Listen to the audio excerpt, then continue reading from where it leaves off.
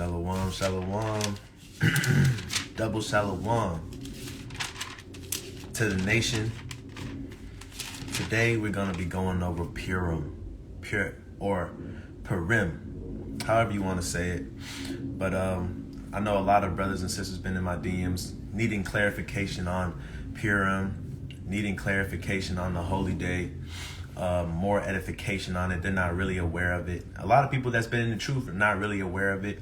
You know what I'm saying? And this video is just going to get into it, the history of it, right? The origin of it, and just what it's about. I'm not going to give y'all every single detail. I got some few highlighted points throughout the book.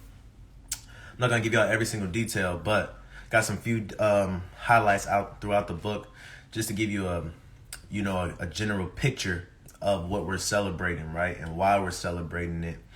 Because I want to encourage y'all to read, you know what I'm saying? Blessed are those that read.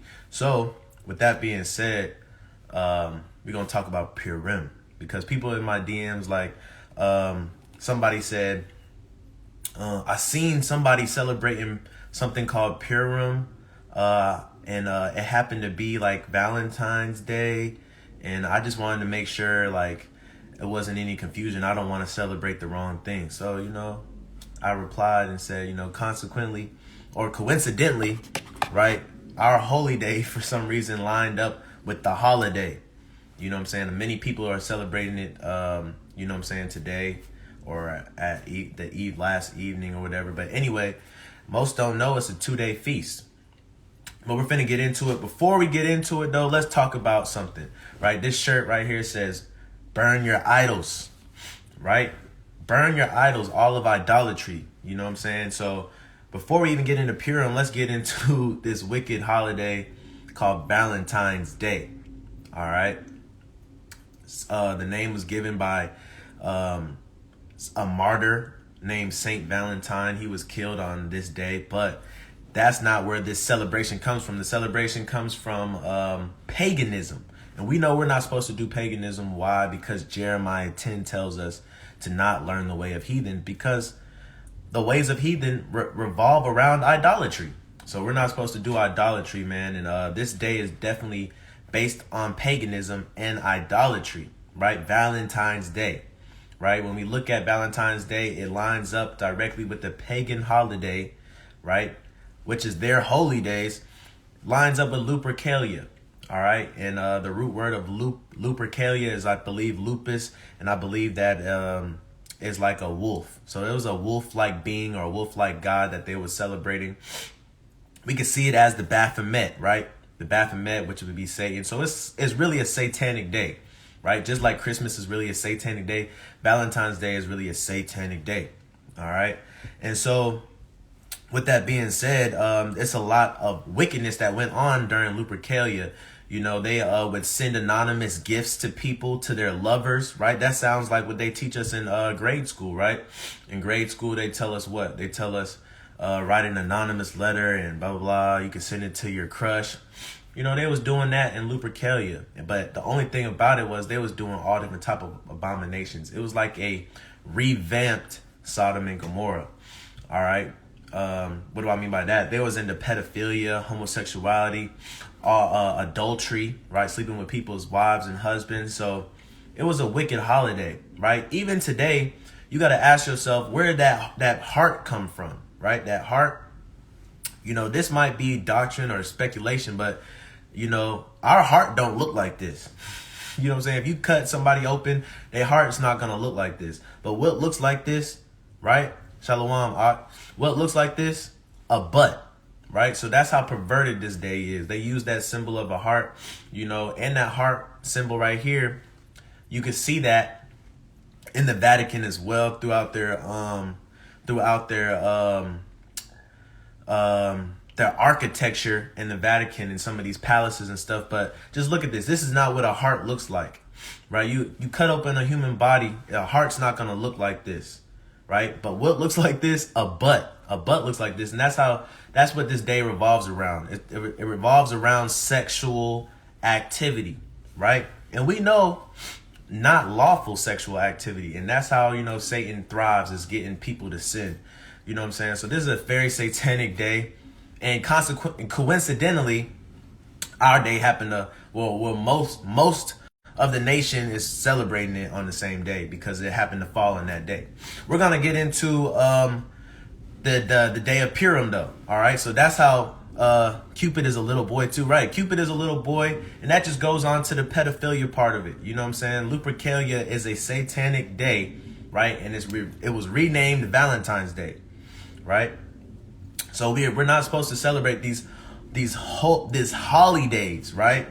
These holidays, right? Where they try to change holy days into their holidays, right? And they gave it to us. And if you think about it, it's really pointless and stupid. And we got to reflect, like, why is there a day why is there a day separated just to show love to somebody, right? When you can show love to somebody every day, right? It's just a tactic to show that, you know, the government and churches and religion, right? Shalom. And religion, right, dominate the minds of the people. Whatever they say goes, right? Why is there one day where you can buy roses and it's used in the economy to sell roses and chocolate candy? Come on now. That doesn't make any sense, right? Their religion and the government uses these days to make sure that they still have everybody checked in line. Everybody still celebrating Valentine's Day. Okay, we still got control over the masses because it's not written nowhere. It's not in the Bible, right? So why is religion pushing it? Why is the government pushing it? Because, you know, it's been tradition of men passed down. But anyway, let's get into Purim and why we, as God's chosen people, the blacks, Hispanics, and Native Americans who suffered the curses in the book of Deuteronomy, why we celebrate Purim. And not only us, throughout the book, right? It says that many became Jews. Why? Because of fear of the Jews. The Jews got down and dirty and everybody wanted to be like the Jews, right? So they celebrated Purim too. Guess what? This is Shalom, King, and Shalom, Wayne. You know, this is our holy day. This is our holiday, so to speak. All right, and we're gonna get into it. A lot of people ask me, where do you find the scriptures for Purim, right? And I'll tell them it's in Esther. Now, Esther is the last book somebody would expect to see a holy day. Somebody would expect to see a feast day. All right, Esther is the last place. All right, but Purim, you know what I'm saying? That's our day where we give our portions, right? What is a portion? A portion is a present or a gift.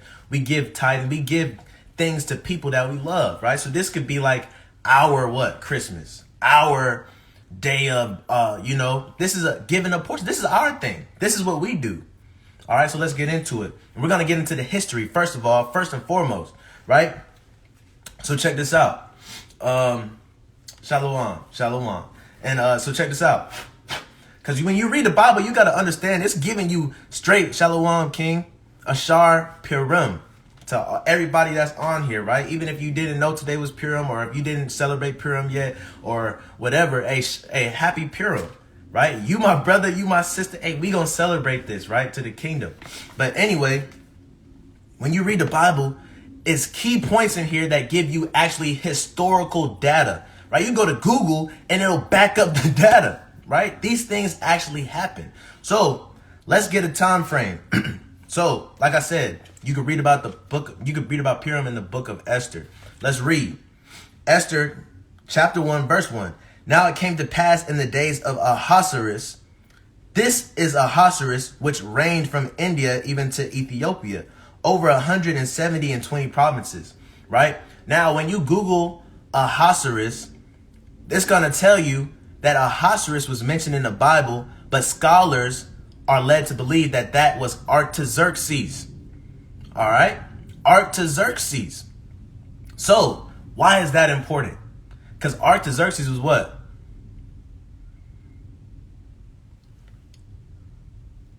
Please pin so I can repost. Shalom up.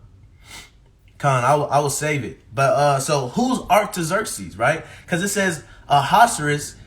The scholars know Ahasuerus to be King Artaxerxes. And why is that important in this story? Because we got to understand the history of when things is taking place. If you know Esther, right before Esther is what book? Right before Esther is what book?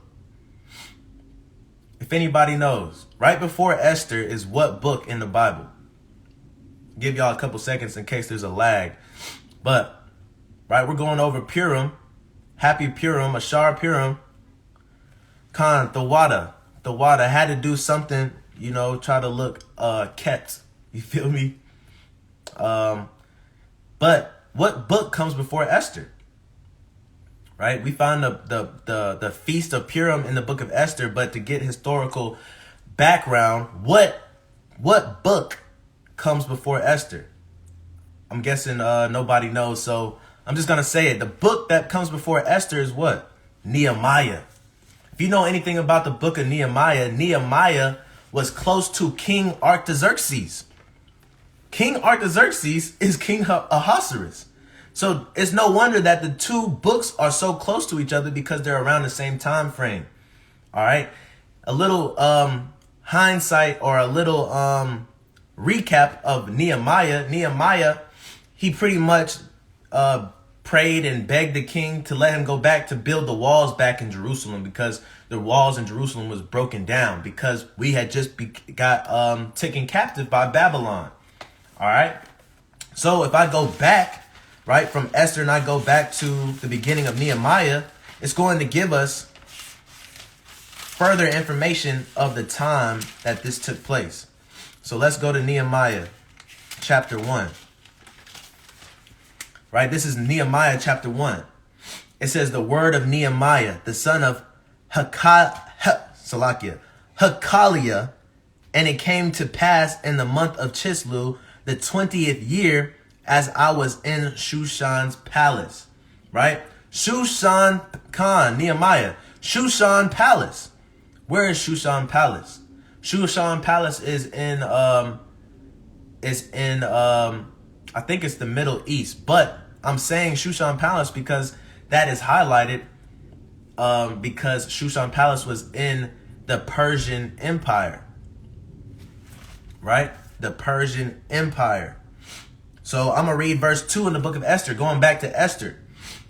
That in those days when King Ahasuerus, which we know as King Artaxerxes, right, sat on the throne of his kingdom, which was in Shushan palace. So both of these stories is taking place in Shushan palace. The beginning of Nehemiah and the beginning of Esther. But around what time? Right? Khan, brother, Persia. Right? It says, verse 3 in the book of Esther. In the 3rd year of his reign, he made a feast unto all his princes and servants, the power of Persia and Media. Right? So this is the kingdom of Persia. Right? After Babylon took over, right? Who took over after Babylon? The Persians and the Medes. Right? Prophetically, the Persians and the Medes is finna take over again after this daughter of Babylon takes over. All right? We know the Persians and the Medes to be what? Your Russia, your Iran, all of those, right? China as well now too. You know what I'm saying? So prophetically, it's going to happen all over again. But right here, we're talking about Babylon. That Babylon was captured by the Persians and the Medes. King Ahasuerus or King Artaxerxes, right, was the king of Persia and over all these provinces. All right. So going back to Nehemiah, chapter 2 and verse 1, it says, and it came to pass in the month Nisan in the 20th year of Artaxerxes, the king that wine was before him. Why am I reading that? Because in Nehemiah, it says the 20th year of Artaxerxes. But in Esther, right, it says the 3rd year of his reign. So what happened first? Was it Nehemiah that happened first? Right? Khan going into Purim. Is it? Right, Kahala. Yahweh Ba'Shem Yahweh Shah. Hey, Barakatah, bless you too, brother. But what happened to Salakia? What happened first? The book of Esther or the book of Nehemiah? The book of Esther says the 3rd year of his reign. The book of Nehemiah says the 20th year of Artaxerxes the king. Right? So the book of Esther happened before the book of Nehemiah, even though the book of Nehemiah comes before the book of Esther in the Bible. All right. So it's kind of like the Bible is backtracking or having a flashback. All right. So, Nehemiah, like I said, he was trying to, I'll read verse 2, Nehemiah 1 and verse 2. That Hanani, one of my brothers, came, he and a certain men of Judah, and I asked them concerning the Jews that had escaped, which were left of the captivity, and concerning Jerusalem. So when Jerusalem was besieged by Babylon, right, and by Persia, right, guess what? A few of the people of Jerusalem escaped. It said, Jews that had escaped, which were left of the captivity, and concerning Jerusalem. All right, so there were certain Jews that escaped. All right. So now that we know the time frame that this is happening in, right, the kingdom of Persia, right before what happened in Nehemiah, we can go into it. All right. So it says, now it came to pass in the days of Ahasuerus, which is King Artaxerxes, which reigned from India even into Ethiopia. So India to Ethiopia was all of Persia. Over 120 provinces, right? Let me go to verse 3. In the 3rd year of his reign, he made a feast unto all his princes and his servants, the power of Persia and Media, right? So the Persians and the Medes. So let's get into some more. So he made a feast, right? And in this feast, it was many days. In this feast, he had many different dinners and stuff like that. But let's also read about his wife, right? Verse 9. It says, also Vashti the queen made a feast for the women in the royal house which belonged to King Ahasuerus, right? So his kingdom was so big and his palace was so big that he had a whole nother royal house where the women had their own separate feast, right? The women had their own separate feast. So check this out. In the book of Nehemiah, this is just context, because we know that here Esther becomes the queen, right? So if Esther became the queen, and Nehemiah, who was the queen in Nehemiah? If Nehemiah happened after Esther. Let's read. Nehemiah chapter 2 and verse 6. And the king said unto me, the queen also sitting by him, right? Who is that queen that's also sitting by him? For how long shall thy journey be?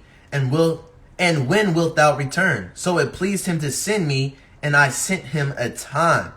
Why is that important? Because he was asking to be sent back to Jerusalem. You think if Esther wasn't sitting by the king, he would have been sent back to Jerusalem? That's why it's important to know context in the Bible and when things happen. And that's why the Bible mentioned it. That's kind of random. It says the queen also sitting by him. What queen? Queen Esther. Or Hadassah, which is her real Hebrew name. Right? So also Queen Vashti. I'm not trying to jump all around right here. You feel me? I want y'all to stay on track because I want y'all to be edified.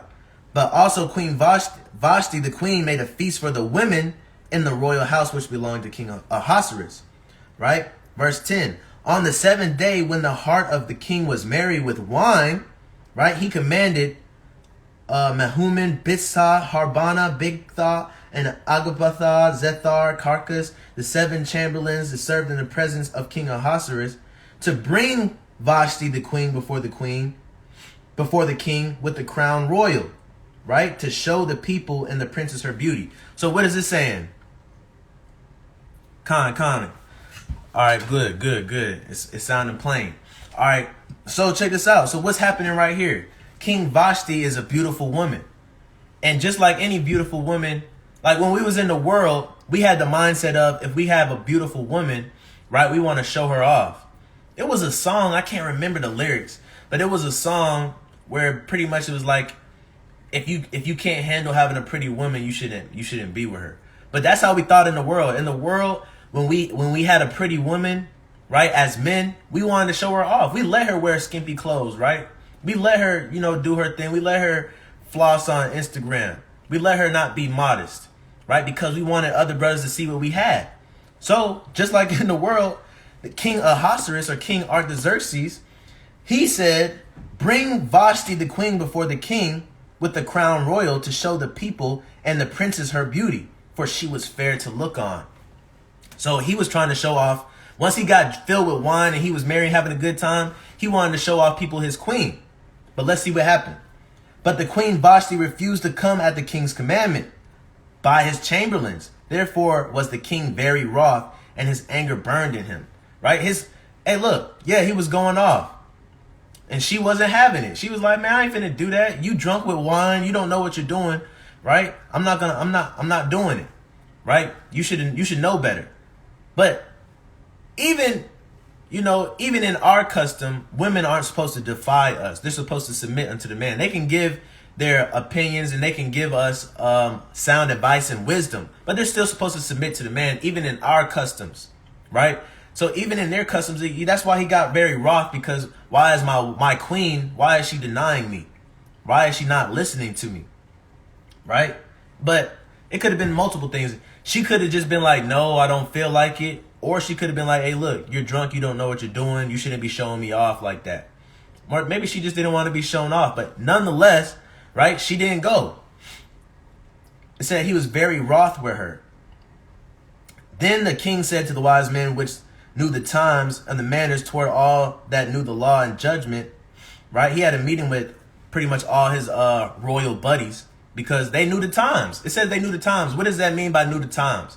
They knew the vibes, right? They knew what the situation entailed. Like, hey, bro, that's a serious matter, bro. You're the king and your wife, she's not coming when you ask for it. We know the vibes, bro. Y'all got some trouble in the house. We know the vibe. So there was a problem. So he met with all his royal buddies, right? So verse 15, it says, what shall we do unto the queen Vashti according to the law? Because she hath not performed the commandment of the king Ahasuerus by the chamberlains. All right, verse 16. And Mumakin answered before the king and the princes, Vashti the queen hath not done wrong to the king only, but also to the princes, and to all the people that are in the province of the king Ahasuerus. He said, hey, look, she didn't only disrespect you, she disrespected us. Right? Because, hey, look, you disrespect our king, you disrespect his princes. All right? Come on, we're going to get there, king. And check this out. For this deed of the queen shall come abroad unto all women, so that they shall despise their husbands in their eyes when it shall be reported. So they were saying, hey, look, she disrespected us. She didn't just disrespect you. She's the queen, right? You're the king. She disrespected you. That means if the queen can disrespect the king, all the lower princesses, right, can disrespect the princes. So we have a problem here, right? Nah, Khan, that's through the spirit. Keep going. You feel me? But so I'm gonna read verse 18. It says, likewise shall the ladies of Persia and Media say this day unto all the king's princes, which have heard of the deed of the queen, thus shall there arise too much contempt and wrath. Now let's parallel this. It arises too much contempt and wrath. Doesn't that sound like today? And doesn't that sound like the Me Too movement? It only takes one woman to stand up for women's rights. It only takes one woman to stand up for women's choice and women's voice and women's equality demand, right? To what? It only takes one for other women to be like Me Too. And that's why we have something called what? The Me Too movement. And that Me Too movement is doing nothing but just what the scripture says. Thus shall there arise much contempt and wrath. Relationships are torn, right? Women think men ain't crap, and men think women ain't crap. You got men that start whole YouTube channels and lives about women. Women that start whole YouTube channels and lives about men, right? All because of that Me Too movement. And the Me Too movement was right here with Queen Vashti. That was that Jezebel spirit that was on her. And we see that Jezebel spirit today on the queen today, right? Who's the queen? Who's Queen Vashti today?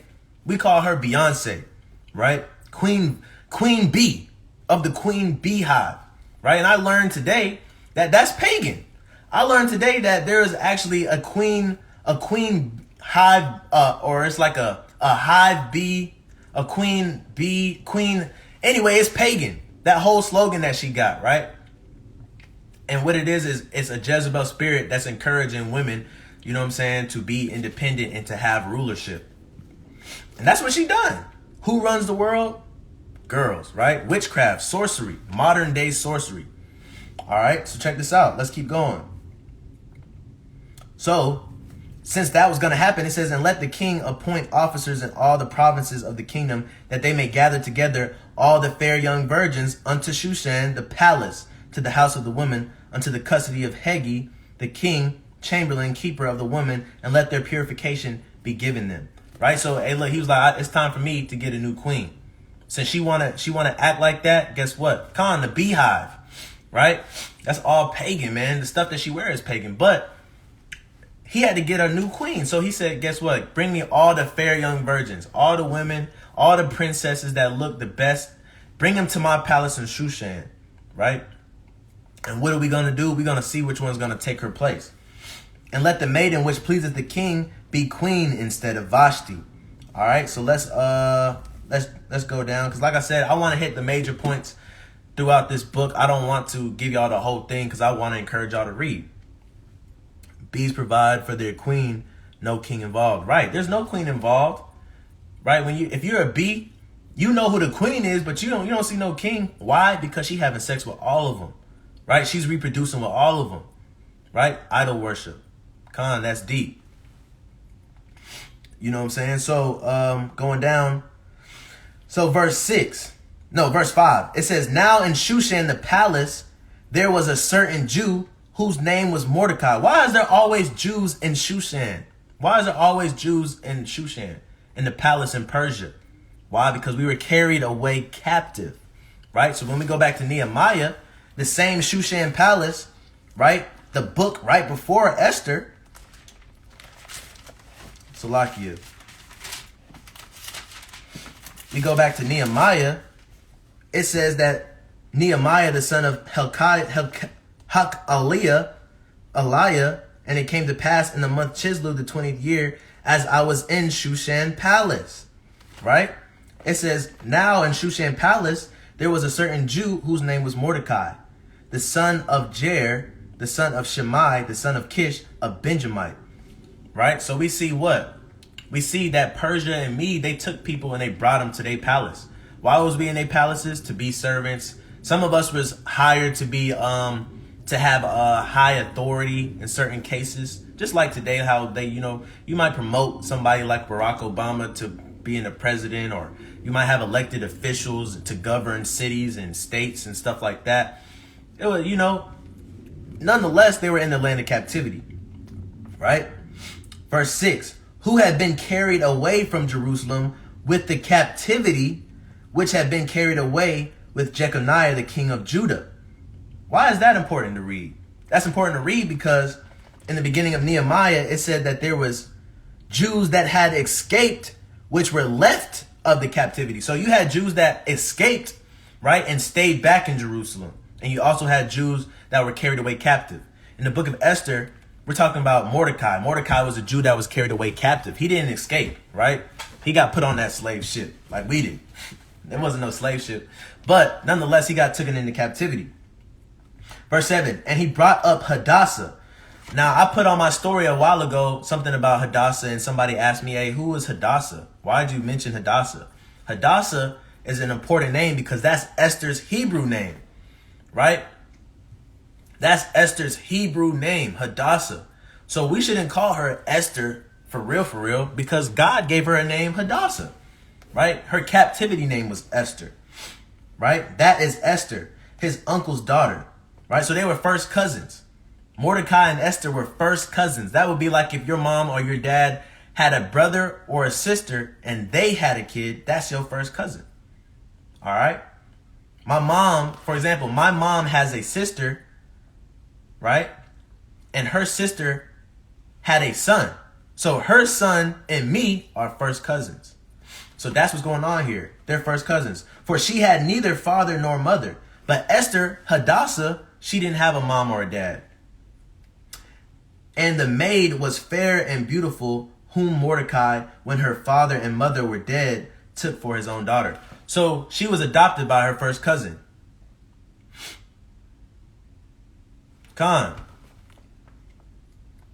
So check this out. So,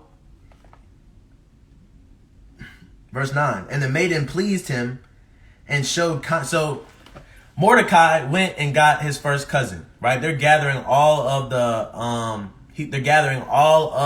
the fair maidens or the fair virgins in the land to bring to the king. Salakia. But what happened? Mordecai was like, you know what? Even though she's a Jew, I'm going to bring her to the land. Or Mordecai just could have been obeying the decree. So he brought her, right? It says, and the maiden pleased him, and she obtained kindness of him, and he speedily gave her the things of purification, which things as belonged to her, and 7 maidens, which were meet to be given her, out of the king's house, and preferred her and her maids unto the best place of the house of the women. Right? So she was Shalom, happy PURIM. And they're out there on that plantation.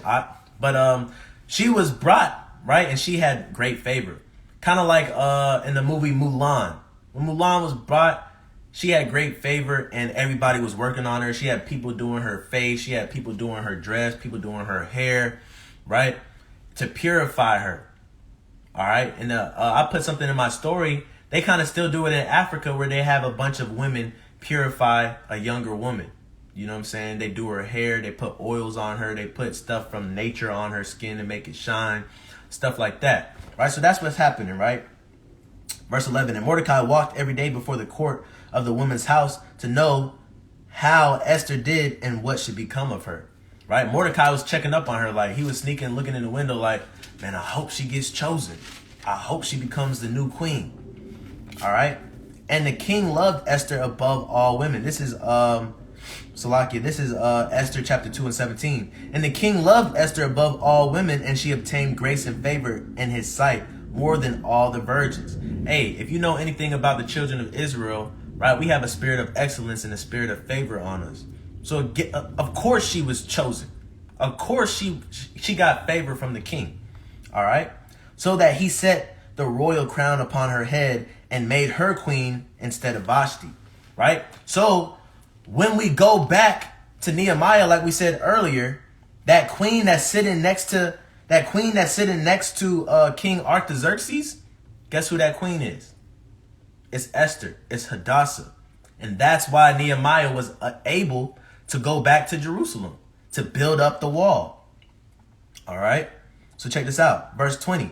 Esther had not yet shown her kindred nor her people, as Mordecai charged her. For Esther did the commandment of Mordecai, like as when she brought up with him. Right? So check this out. Let's break this down. Esther had not yet shown her kindred nor her people. She kept it a secret. She didn't let them know that she was running for queen of Persia. She didn't let them know who she was. Like, you know what I'm saying? Because the Jews really didn't care who's going to be the queen. They just knew they was in captivity. Much like when we come into the truth, we don't care who the president is or the vice president. We don't care about them people. Right? She kept that secret. Why? Because her cousin who adopted her told her to. She was being obedient, as Mordecai had charged her. For Esther did the commandment of Mordecai, like as when she was brought up with him. Right? She was used to taking orders from him, taking charge from him. He lorded over her. Right? Right? This is Esther chapter 2 and verse 20. Now we're going to verse 21. It says, in those days, while Mordecai sat in the king's gate, 2 of the king's chamberlain, Bigthan and Teresh, of those which kept the door, were wroth and sought to lay hand upon King Ahasuerus. All right. So that means King Ahasuerus, or King Artaxerxes, the king of Persia at the time, who just picked Queen Esther, Hadassah, to be his new wife. He had 2 side men, 2 best men, 2 buddies, 2 best friends that was finna betray him. All right. And it was brought to his attention because Mordecai told Esther and Esther told him. That's why verse 22 says, and the thing was known to Mordecai, who told it unto Esther the queen, and Esther certified the king, therefore in Mordecai's name. She said, hey, guess what? My brother, my adopted dad, who was my cousin, he told me, hey, look, your homeboys is finna betray you. Right? So that's what she did. And verse 23 says, and when inquisition was made, they sought out the matter. They took it to trial. They did an investigation. Right? Here we have the FBI. Back then they had the Persian BI. You know what I'm saying? They had the Persian Bureau of Investigation. And it was found out, therefore they were both hanged on a tree. And it was written in the book of Chronicles before the king. It was written in the book, so the king wouldn't forget it. That's important in this story, right? Verse 3, after these things did King Ahasuerus, Artaxerxes, the same king from Nehemiah, promote Haman, the son of Hammedatha, the Agagite. All right, so a lot of people don't know who an Agagite is, right? Salakia, a Agagite, right? The first time you really hear about Agag, right, was in the book of 1 Samuel, right? Persian Bureau of Investigation. I'm led to believe it was a thing. But Agag was a Amalekite man, right? In the book of 1 Samuel. He was the king of the Amalekites. 1 Samuel. King Saul, the first king of our nation, right? He was supposed to kill Agag, but he didn't kill Agag. He left Agag alive, and that's why King Saul was punished. And the Lord repented from making King Saul the king. The Lord was like, man, I got to find another king. And that's when he found David. All right. But Agag was the king of the Amalekites. The Amalekites were of Edom. Amalek was what? A grandson of Esau. So here we see that Haman, right? That Agagite was what? He was an Edomite. He was from the lineage of Edom. He was one of the descendants of Esau, and advanced him and set his seat above all the princes that were with him, right? So it's kind of messed up. So he had two buddies that was close to him, and they betrayed him, right? And the only way he knew that was from a Jew. But he didn't promote the Jew. He promoted an Edomite. He promoted somebody else, right? He should have promoted Mordecai, but he didn't. He promoted somebody else because he needed somebody to fill that seat because he just hung both of them on a tree. All right. Verse 2. And all the king's servants that were in the king's gate bowed and reverenced Haman, for the king had so commanded concerning him, but Mordecai bowed not, nor did him reverence. Right? So Mordecai was being a Jew. Mordecai was being an Israelite. And you know, we don't bow before nobody. Right? Mordecai said, hey, look, I'm not bowing before you. Like the three Hebrew boys, I'm not bowing before you. Right? Like Daniel, I'm not bowing before you. It was normal for us not to bow. So Mordecai was like, I'm really supposed to be promoted. You got promoted. And I'm supposed to bow to you? Nah, we don't give reverence to no man. We give reverence to God. So Mordecai said, I'm not going to bow. Right? And because Mordecai said, I'm not going to bow, Haman did this. Right? Because Haman got really mad about that. Haman in verse 7, chapter 3, verse 7 says, in the first month, that is the month of Nisan, in the 12th year of King Ahasuerus. So check this out. Nehemiah was the 20th year of what? Nehemiah was the 20th year of Artaxerxes. We know that Ahasuerus is just another name for Artaxerxes. That's what the scholars tell us. So this is the 13th year, right? 13, 14, 15, 16, 17, 18, right? Salakia. 19, 20. That's only 7 years before what happened in the book of Nehemiah. All right. You see how closely related these stories are? That's why the book of Nehemiah and Esther are right together.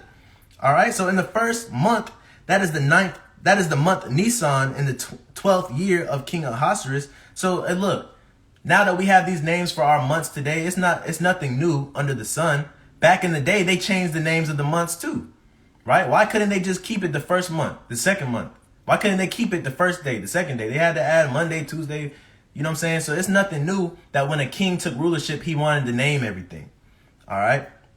In the first month, that is the month Nisan, in the 12th year of King Ahasuerus, they cast Pur. What is Pur? Pur is like the root word in PURIM. Pur is like poverty. Pur is like the lack of bread, the lack of food. Right? They cast poverty. That is the lot. Right? The lot meaning if you cast lots, you're trying to figure out placement, I guess you could say, right? Or you could say that's just your lot, right? That's just your luck, bro. That's the luck of the draw for you. You know what I'm saying? So the luck of the Jews, right, we're finna read, was pure, which was poverty. So they cast pure, that is the lot, before Haman from day to day and from month to month to the 12th month, that is the month Adar. So for a whole year, he made sure that the Jews were in poverty because of what Mordecai did. All right. And Haman said unto King Ahasuerus, there is a certain people scattered abroad and dispersed among the people in all the provinces of thy kingdom, and their laws are diverse from all people. Neither keep they the king's laws, therefore it is not for the king's profit to suffer them. Now check this out. Most kings that took us captive, they knew that we wasn't going to do what everybody else did. And some, to an extent, they was cool with it. When we look at Daniel, when we look at the 3 Hebrew boys, those people had favor and they were promoted in these kingdoms, and these kings knew that they had a God that they served. But the king only moved when somebody else in the kingdom was like, how come they can do that and we can't? You know what I'm saying? So that's what's going on here. He's pointing out these Jews that scattered throughout the province, right? Because of Mordecai. He was like, Mordecai don't bow because he said, that's not their custom. And now the people his people not bowing. So and guess what? We got a problem, king. We got a problem. They're not obeying you. All right. So he was snitching on us. Salakia. Certain people scattered abroad. Salakia. Verse 9. If it please the king, let it be written that they may be destroyed, and I will pay 10,000 talents of silver to the hands of those that have the charge of the business to bring it into the king's treasuries. Right? Shalom, just logged on. Is the king Edomites? I don't know what you're saying, sister. Yeah, I don't know what you're saying. Yeah, that Maccabean spirit, brother. But you know what I'm saying? So they was snitching. He snitched on us. He was like, look, the Jews, they don't want to do what you want them to do. All right? And we did our own thing. And the Most High always gave us favor to do our own thing. Even in our land of captivity today, he said what? Build houses and gardens, right? And he said, hey, look, be fruitful and multiply. Yeah, Agag is the Edomite. So we're going back. Haman is an Agagite, right? A lot of people don't know where Agagites come from. They come from Agag. Agag was king of the Amalekites in the book of 1 Samuel, right? No, the king, he was a Persian, right? King Artaxerxes, right? Or King Ahasuerus was a Persian. If you know the movie 300, that was the Persian Empire. And that was King Xerxes in the movie 300, right? And he looked like a black man because the original Persians were black men. You know what I'm saying? But they was going around from town to town trying to conquer all the provinces. It says 127 provinces, right? From India all the way to Ethiopia. So just like in the movie 300, how they was going around, Salakia, just like in the movie of the 300, as they was going around trying to gain provinces, and they got to the Spartans, and the Spartans was like, this is Sparta. We're not going to be Persians. We're not going to be a part of the Persian Empire. You know what I'm saying? But just like they was doing that, they did that from India to Ethiopia and conquered all that land, right? So this is Artaxerxes. This is that same king, right? In the book of Esther, they called his name Ahasuerus, but historically, right, his name would be Artaxerxes. All right, same king. All right, so we got this whole riffraff going. I want to get into the day, right? So I'm going to give y'all a dry run of what happened, right? And it's up to y'all to go read that. And I'm going to skip forward to what we're doing today, or what we're celebrating as a holy day. All right, and get into that. So from this point on, right, he's casting poverty on us, on the children of Israel. Pur, right? Where we get PURIM from, right? PURIM, right? The M part was added to that because now it's just a memorial of what was happening, right? But pure was that lot of poverty that was cast on our people, right? Our people, much like today, were put into poverty. Our people was fed trash food. Our people, right, didn't have the money to buy the nice things in life to be healthy or to survive in society, right? That happened in the book of Esther, right? Because of Haman, was mad we wouldn't bow to him, because we only bow to God. You feel me? So because that happened, right, the city, the people, the Jews were in much distress. And so Esther, Queen Esther, whose name was Hadassah, was approached by Mordecai, and Mordecai said, hey, look, you got to do this for the city, right? Mordecai said, hey, look, who's to say that God didn't put you in this position just to save your people, to be a savior amongst your people? All right. And so she was like, all right, I'll do it. But everybody got to fast for 3 days. No food, no water for 3 days. That's a real fast. All right. That's a real fast. If you haven't worked your way up to no food, no water, you gotta train your body to do so. Because that's a real fast. That's how you break chains. That's how you break spiritual darkness. All right. Like it says in Isaiah 58. But they went on a fast for 3 days and 3 nights. Right. She approached the king and had favor in the king's sight. And the king said, guess what? Whatever you want, it'll be done. So guess what?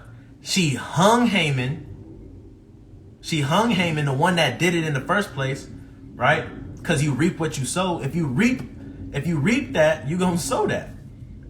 All right. And Mordecai also got promoted, and Mordecai also made a decree of his own. Right. So let's read it. Let's read it.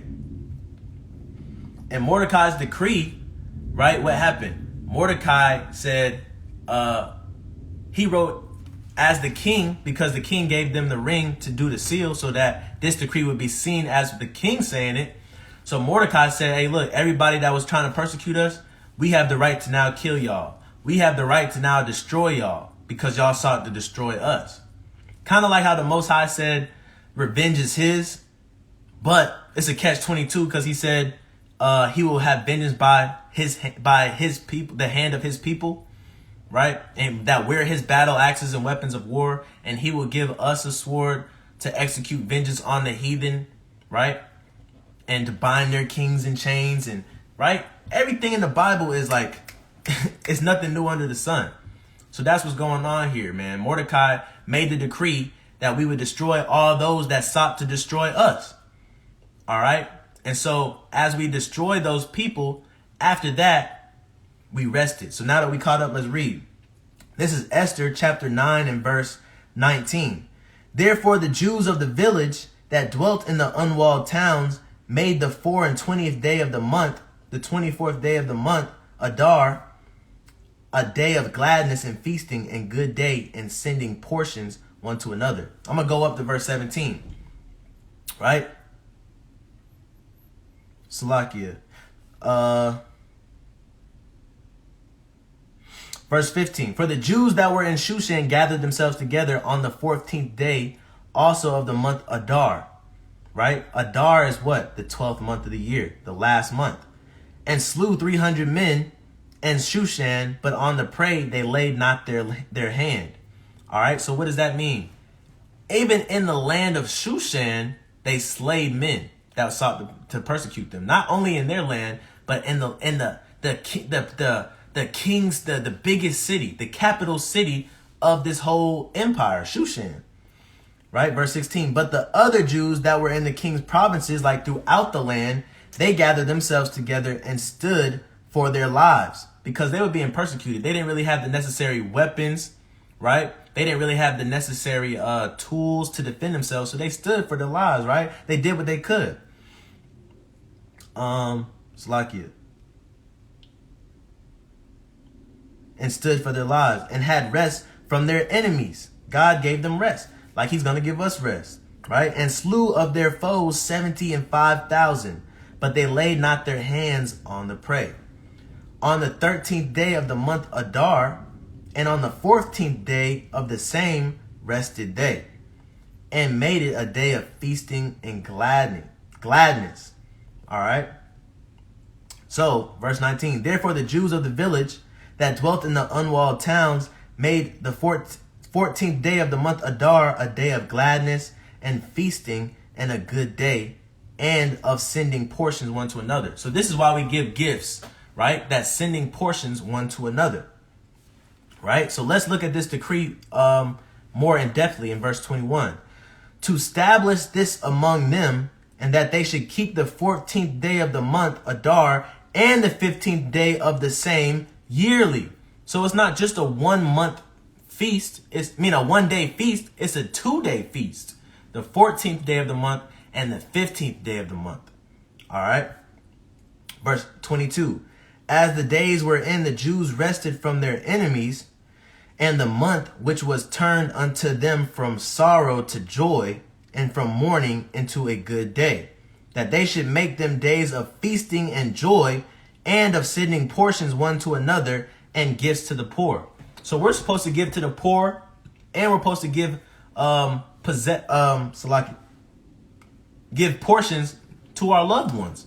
Supposed to give portions to your brothers and your sisters, your fellow Israelite man, your fellow Israelite sister, right? And have feast of gladness and joy. We're not supposed to be sorrowful on these days, because we got to remember what the Lord did for us. Verse 27, the Jews ordained, hold up. Did it say God ordained or the Jews ordained? It said the Jews ordained and took upon them and upon their seed and upon all such as join themselves unto them. Right? Why does it say that? It says the Jews ordained and took upon them and upon their seed and upon all such that join themselves unto them. Why? Because when the Jews started to get revenge on everybody else that was seeking their destruction, many people, because of fear of the Jews, became Jews. All right? And it says that many people of fear of the Jews became Jews. Salakia. Right? Let's read that in verse 8 and 17. And in every province and in every city, whithersoever the king commandment and his decree came, the Jews had joy and gladness, and feast and a good day. And many people of the land became Jews, for the fear of the Jews fell upon them. Right? So a lot of people became us because of how powerful we were made in the sight of the king, because of God. Right? Because none of this would have happened without the Most High. Right? So that's why it says the Jews ordained and took upon them and upon their seed and upon all such as them that joined themselves unto them. Right? We had people that wanted to do our customs. We had people that wanted to have our faith, our holy days. Right? Just like today, we got people that, even in the truth, there's people that's not of our nation that want to do what we're doing. And who are we to say they can't do it? Because right here in the book, it said that they can. It said that we made that decree over those people that wanted to be us too. Even before we was in the truth, there's a nation of people that's the richest nation that print the money, right? Guess what? Those people are called the Jewish people. And they try to keep the Torah, even though they keep the Talmud. But nonetheless, they want to be Jews, right? Because way back in history, they became Jews according to what? The traditions and the customs, right? Fake Jews observe Purim and the Feast of Dedication and Passover, right? They became Jews. Why? Because they see what the Most High can do. Everybody see what the Most High can do. So you got a choice to make. You feel me? So I'm going to keep reading.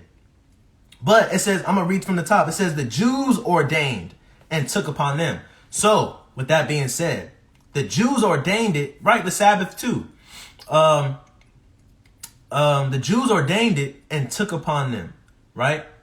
It didn't say God ordained it. It said the Jews ordained it, right? When we go to the book of Maccabees and we read about the Feast of Dedication, it also says the Jews ordained it, right? So that's why when it comes to stuff like the destruction of Nicanor, the Day of Simon, when it comes to Purim, when it comes to the Feast of Dedication, it's not mentioned in the law. It's not mentioned in the Torah, the first 5 books, because God didn't command that to be celebrated, but we did. It was more so a tradition or a custom of our heritage, right? It was a lower level holy day. Nonetheless, it was a holy day, but it was a lower level holy day. It was something that our people, our ancestors, decreed as a holy day to be celebrated.